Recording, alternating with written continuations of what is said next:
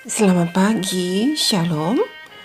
Bertemu kembali untuk mendengarkan renungan harian dan judul hari ini Cahaya Baru di Tempat Kudus 4, merupakan sambungan dari hari kemarin. Saudaraku, ayat renungan terdapat dalam kitab Ibrani 7 ayat 25. Demikian firman Tuhan. Karena itu ia sanggup juga menyelamatkan dengan sempurna semua orang yang oleh dia datang kepada Allah.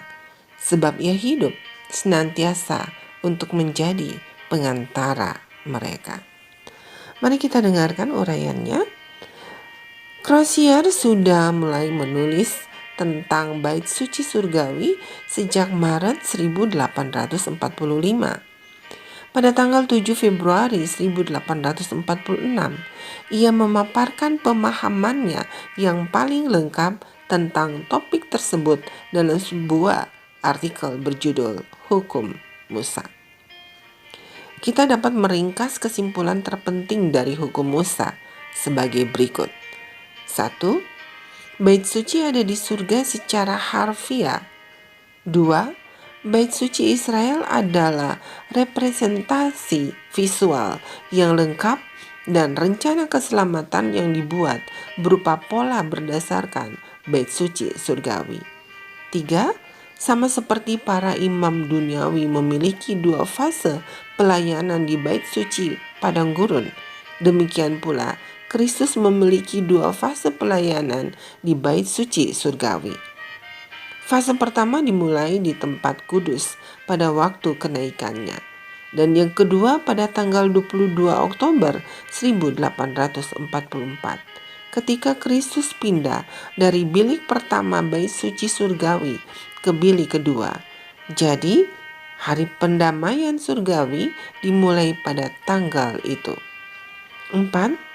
Fase pertama pelayanan Kristus berurusan dengan pengampunan, sedangkan yang fase kedua mencakup penghapusan dosa dan pembersihan baik bait suci maupun orang percaya secara pribadi. 5. Pemulihan dalam Daniel 8 ayat 14 adalah pemurnian dari dosa dan itu dilakukan dengan darah, bukan api. 6. Suatu kurun waktu akan terjadi di antara dimulainya pelayanan Kristus di bilik yang kedua dan kedatangan Kristus yang kedua. Hasil pendalaman Alkitab oleh Crozier telah menjawab pertanyaan tentang identitas tempat kudus dan makna inti dari pemulihan. Selain itu, hasil pendalaman tersebut menunjukkan apa yang telah terjadi pada akhir nubuatan 2300 hari dalam Daniel 8 ayat 14. Tulisan Crozier tidak luput dari perhatian mereka yang kelak menjadi pemimpin Advent, pemelihara Sabat. Bahkan pada bulan Mei 1846, Joseph Bates merekomendasikan pandangan Crozier mengenai tempat kudus sebagai sesuatu yang lebih unggul daripada apapun yang ada saat ini.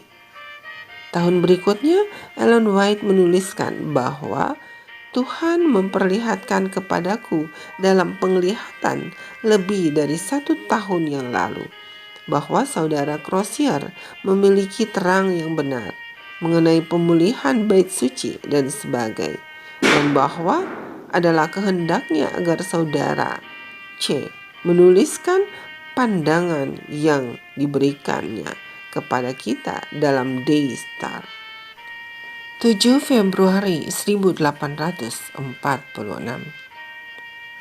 Kita patut bersyukur bahwa Tuhan tidak hanya memiliki rencana untuk menyelamatkan umatnya dari dosa-dosa mereka, dan rencana itu sedang berjalan menuju penyelesaiannya saat Kristus melayani demi kita di surga. Saudaraku, demikianlah renungan pagi hari ini. Selamat beraktivitas. Andalkan Tuhan dalam aktivitas saudara dan saya. Tuhan Yesus memberkati. Amin.